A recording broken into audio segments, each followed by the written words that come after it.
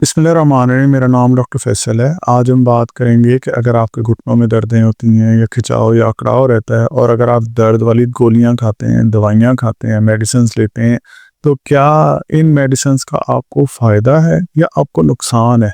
आज की वीडियो ना आपके माइंड में इतने सारे ऐसे सवालात जो हर बंदा कर रहा होता है कि मुझे इसकी दवाई बताएं, मेरे घुटनों में जो दर्दें हो रही हैं ना, इसकी मुझे मेडिसिन बताएं। आपके बड़े सारे क्वेश्चंस क्लियर हो जाएंगे। आपको तरीके से इस बात की समझ आ जानी चाहिए कि मेडिसिन्स अगर आप अपने घुटनों के दर्दों में ले रहे हैं और बार बार ले रहे हैं तो ये फ़ायदा देने के बजाय उल्टा आपको नुकसान भी दे सकती हैं। इसका सही इस्तेमाल बहुत ज़्यादा ज़रूरी है। अब सबसे पहले तो आप ये देखें कि आपके जब घुटनों में दर्दें हो रही होती हैं तो वो किस वजह से हो रही होती हैं। जब हम अपना एक्सरे करवाते हैं तो हमें हमारे एक्सरे में ये चीज़ नज़र आती है कि इस तरह से ना हमारी हड्डी हड्डी के साथ जुड़ रही है।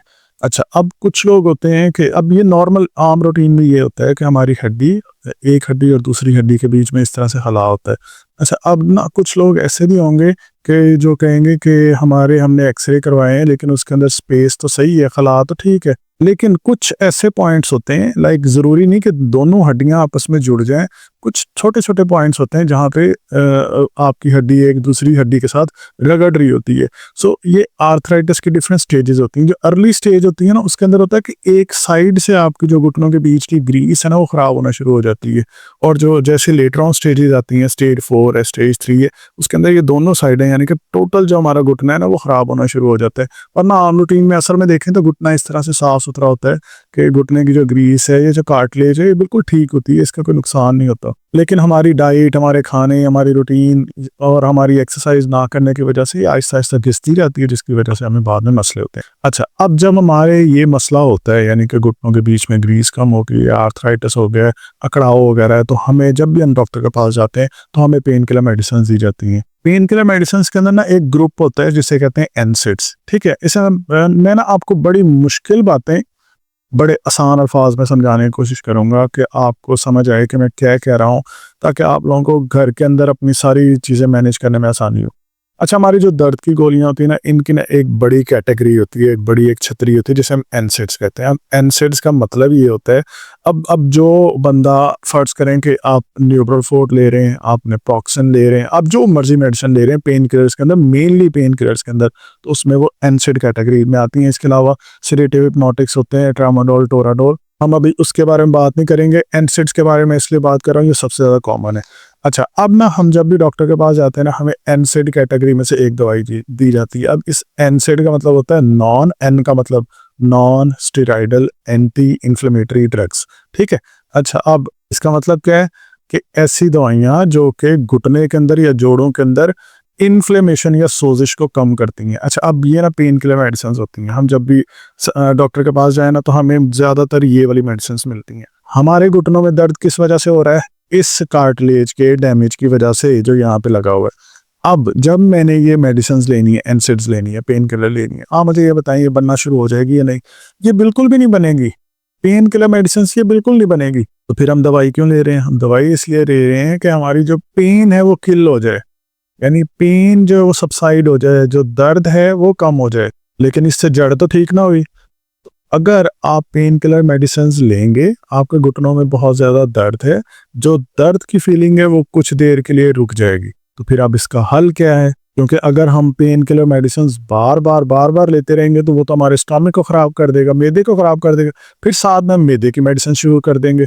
इसका हल ये है कि आपने अपने दर्द को मैनेज करने के लिए नॉन मेडिसिन मेथड्स की तरफ भी देखना है, उनकी तरफ भी जाना है। कैसे? देखें, जब हमारे घुटने में दर्दें होती हैं, अगर आपको दर्द नई है तो आइसिंग करें। सोजिश वगैरह है तो आप आइसिंग करें, ठंडी टकोर करें। घुटनों का दर्द बहुत पुराना है, घुटने अकड़ गए हैं, तो आपने गर्म टकोर करनी है। इसके अलावा अगर आपके घुटनों के अंदर सोजिश रहती है तो अलसी का इस्तेमाल करें, फ्लैक्स सीड्स का इस्तेमाल करें, ये बहुत अच्छे एंटी इन्फ्लेमेटरी हैं। तो अब ये जो हम मेडिसिन ले रहे होते हैं, non steroidal anti inflammatory drugs, हम क्या करेंगे? Anti inflammatory diet. डाइट के अंदर हमारे पास सबसे टॉप पे क्या होगा? अलसी के बीज। सो अब इससे क्या होगा? अच्छा, इससे भी हमारे घुटनों की इन्फ्लेमेशन तो कम हो जाएगी, फ़ायदा क्या हुआ? हमारा स्टोमक ख़राब नहीं होगा, जो हमें एनसेड्स की वजह से या पेन किलर मेडिसिन्स की वजह से हो रहा होता है। अब अलसी के बीज को इस्तेमाल करने का तरीका ये है कि इसको भून लेना है, भूनने के बाद आपने इसको पीस लेना, पाउडर बना के आधा चम्मच लेके दही में या फिर आप सैलेड वगैरह पे छिड़क के इसको ले सकते हैं। एक दिन में आधे चम्मच से ज़्यादा नहीं लेना। अच्छा, अब दूसरा क्या है? अच्छा, इससे ये भी फ़ायदा होगा कि जो कार्टिलेज का हिस्सा यहाँ पे डैमेज हुआ है ना, तो वो डैमेज होना कंट्रोल हो जाएगा, आगे बढ़ेगा नहीं, ठीक है? दूसरा, कोलेजन लेंगे, कोलेजन वाले खाने खाएँगे। इस पे ऑलरेडी मैंने वीडियो बनाई है कि कौन से ऐसे खाने हैं जिसके अंदर कोलेजन सबसे ज़्यादा होता है। एक जो मेन है वो है हड्डियों का शोरबा, आम रूटीन में अपने खानों में ऐड करें। इसके अलावा आपने कैल्शियम वाली ज़्यादा डाइट लेनी है, जैसे दूध है, दही है, हरे पत्ते वाली सब्ज़ी है, सैलेड है। अब जब भी डॉक्टर के पास जाते हैं, पेन किलर मेडिसिन होती हैं, कैल्शियम होता है, विटामिन डी के टीके होते हैं। कैल्शियम के लिए आपने दूध, दही, हरे पत्ते वाली सब्ज़ी, सैलेड का इस्तेमाल करना है। अगर यूरिक एसिड है तो फिर हरे पत्ते वाली सब्जियों का इस्तेमाल कम कर देना है, दालें कम कर देनी है। लेकिन अगर यूरिक एसिड का मसला नहीं है तो फिर आप इसको कंटिन्यू रखेंगे। और इसके अलावा विटामिन डी के लिए आपने सूरज की रोशनी के अंदर ज़्यादा से ज़्यादा बैठना है, जो सुबह और शाम की ठंडी धूप होती है इसके अंदर। और इसके अलावा आपने इस तरह के खाने इनको अवॉइड करना है। जब आप शुगर या कार्बोहाइड्रेट का बहुत ज़्यादा इंटेक करते हैं ना, ये बर्गर, पिज़्ज़े और चीनी या कोल्ड ड्रिंक्स इनका इस्तेमाल ज़्यादा करते हैं, तो ये घुटनों के अंदर सोजिश, घुटनों में ग्रीस, कार्टिलेज के डैमेज को प्रमोट करता है, जो कि आगे आने वाले टाइम के अंदर आपको नुकसान दे सकता है। इसके अलावा कुछ वर्जिशें हैं जो कि आपने करनी है। किस तरह से सीधे लेट के एक बॉल या तकिया वगैरह लपेट के घुटने के नीचे रखें, इसको ज़ोर से दबाएं, 10 सेकंड के लिए होल्ड करें, 6 से 7 दफ़ा ये वर्जिश करें। और जब आप रात को सोया करें, अपने घुटनों के नीचे एक तकिया रख के फिर लेटा करें। बिल्कुल तकिया रखे बगैर अगर आप लेटेंगे तो आपके घुटनों के बीच में यहाँ पे स्पेस आ जाएगी, आपका घुटना नीचे बेड के साथ लगेगा ही नहीं। सो इस पूरी वीडियो की क्या समरी हुई कि अगर हमारे घुटनों में दर्दें हैं तो दर्द को पहले हम मैनेज करने के लिए कोशिश करेंगे कि नॉन मेडिकेशन तरीके अपनाएं।